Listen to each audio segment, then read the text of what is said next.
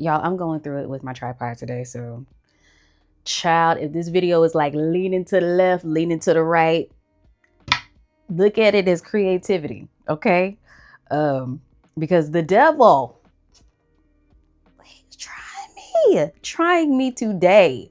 Hey everybody, and welcome to another episode of Digging in the Crates, a series brought to you by the Melanated Archives, where we do just that. Dig deep into the greats, revisit stories, unpack history, and keep alive the legacies of our famed television, film, and theater artists of yesteryear. I'm Kendra Touche, or just Kendra, creator of the Melanated Archives and the Melanated Archives podcast. Welcome! Come on in, family. Get settled, get comfortable, because today's story is unlike anything that we've ever explored together. Today, I'm not just your host. I'm your creative partner, your fellow seeker, your late night coffee drinker. And we're sitting down for a layered, slightly haunting conversation about the weight of becoming the first. On today's episode of Digging in the Crates, we are discussing one of the most celebrated and misunderstood playwrights in American theater, Miss Lorraine Hansberry. Before you click away and think, oh, I know everything that I need to know about her, A Raisin in the Sun, right? No. That's not what we're doing here. Quite frankly, most theater people are kind of like over A Raisin, but you didn't hear that from me. That play is only the entry point, a beautifully rendered but incomplete footnote, because what we're really here to explore is the woman behind that legacy. We're here to talk about the cost of making history and what happens when the very thing that makes you iconic begins to feel like a prison. And maybe, just maybe, about how Lorraine Hansberry and her young, gifted, and Black essence died with her most important work still locked inside. Who was Lorraine Hansberry? Well, Lorraine Vivian Hansberry was born on May 19th, 1930. And ironically, that is the day before I'm filming this. I thought about filming this on the 19th, but couldn't get myself together to do it. So happy heavenly birthday to Miss Lorraine Hansberry. We love you, and we thank you. Okay, now back to the story. Lorraine Vivian Hansberry was born on May 19th, 1930 in Chicago, Illinois. The youngest of 4 children, she grew up in a well-off, politically active Black family, something that is often presented to us as a rarity for that time. Her father, Carl Augustus Hansberry, was a successful real estate broker who dared to challenge the deep-seated racism of Chicago's segregated housing policies. And in 1937, he bought a home in a white neighborhood, violating the area's racially restrictive covenant. That battle made its way to the Supreme Court in the infamous case of Hansberry versus Lee. A case that didn't quite end segregation, but it damn sure cracked its legal foundation wide open. When Lorraine was around 8 years old, her father, Carl, purchased a house in the Washington Park neighborhood of Chicago. Now, true to American history at that time, the area was restricted to whites only. It was so badly segregated that several homeowners in that particular area signed contracts stating that they would not sell their land to any Negroes or allow them to occupy property in the area. Now, years later, one of those homeowners, I guess, changed his mind and stopped seeing the color black and just saw the color green, because before anyone knew it, he had sold his home to the Hansberrys. The no-good neighbors, especially one by the name of Anna M. Lee, attempted to push back on this, while Carl Hansberry and the original seller of the home said that this neighborhood agreement was only signed by about half of the homeowners living there, not the 95% required to sign for it to go into effect.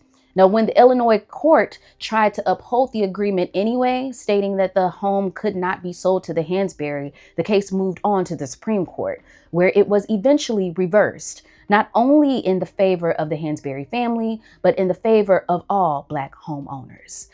Now, Lorraine would later say that American racism helped kill her father. After all that work and the stress of it all, Carl Augustus Hansberry passed away when Lorraine was only 15 years old, obviously making a mark on her life that would last forever. But the damage didn't stop there. The emotional and psychological toll of watching her family fight and bend under the weight of white supremacy became part of Lorraine's personal blueprint. It shaped her voice, her rage, her urgency.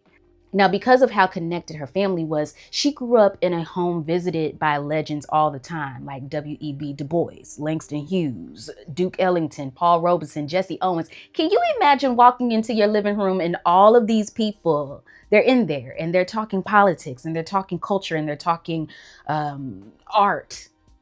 I can't even. It's obvious that she was raised to understand that race and justice weren't absent from one another. They were deeply personal and non-negotiable.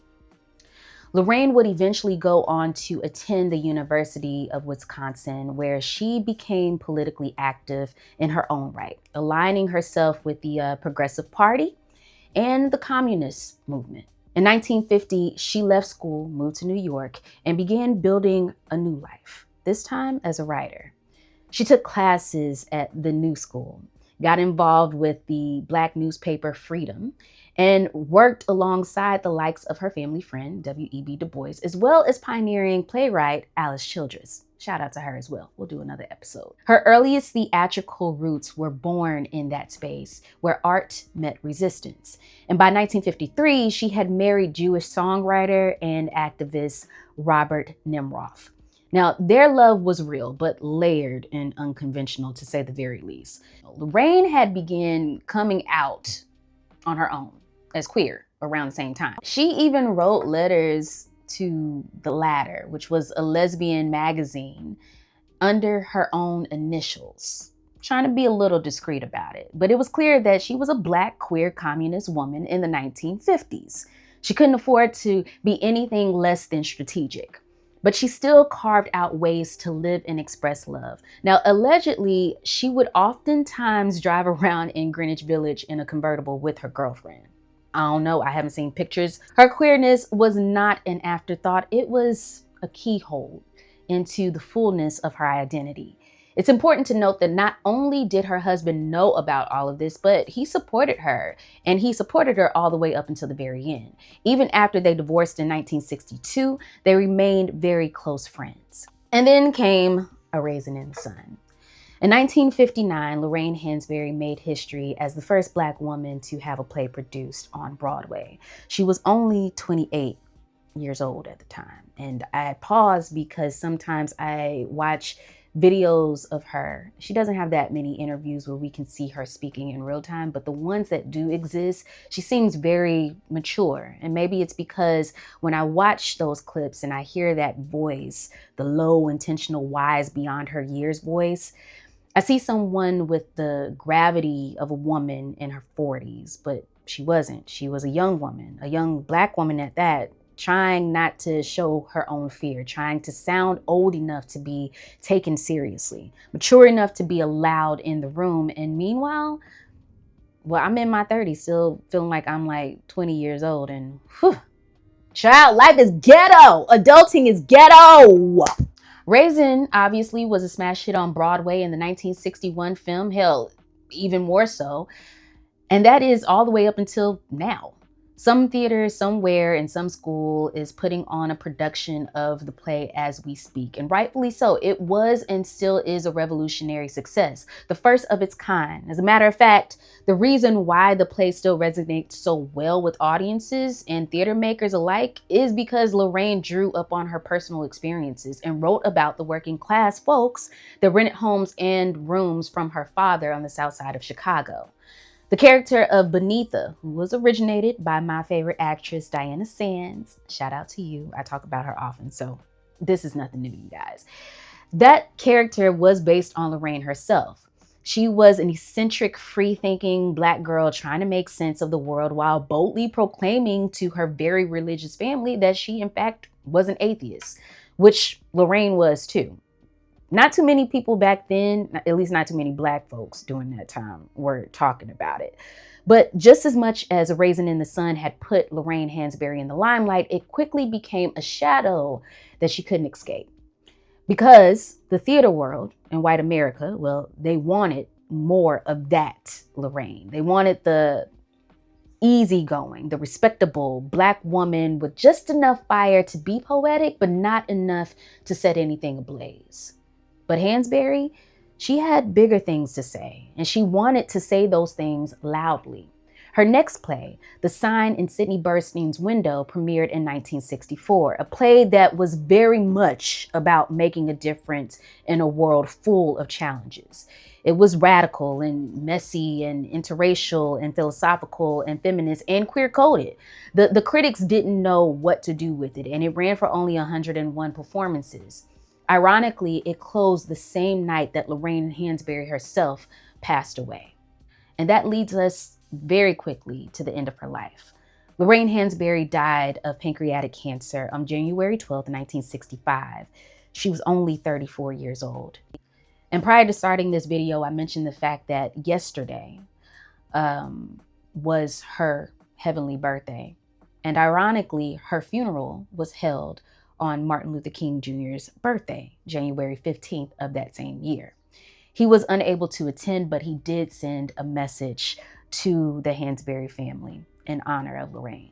Now, by the time she was towards the end of her life, she had been battling illness for a very long time, and the burden of being the first for years. She wrote through her pain from her hospital bed on scraps of paper and notebooks, racing the clock to get it all out. Unfinished plays, unfinished essays, journal after journal. It was endless. And here's the tragedy. A Raisin in the Sun made her a legend, but the Lorraine Hansberry she wanted us to know, we've barely scratched the surface. Her unpublished essays, her lost plays, her diaries, her political writings, and even an unfinished novel, they show us a different Hansberry, one far more bold, far more intersectional, far more daring than the world was ready for or willing to remember. Now, don't get me wrong. There were a lot of critics, especially in the Black community, that had a lot of terrible things to say about A Raisin in the Sun. There were folks that criticized and thought that perhaps the performances were performances of poverty for the sake of white audiences. In spite of popular belief at the time, Lorraine herself, she was anti-capitalist. She was relentlessly pro-Black, pro-queer, to the extent that it is reported that during the height of her career, she dealt with anxieties stemming from trying to hold up this respectability image as the first Black playwright of her caliber, while trying to shield herself from the public discovering that she was indeed also a closeted lesbian. It's even said that towards the end of her life, she wanted to come out. And above all, Lorraine Hansberry was unapologetically human.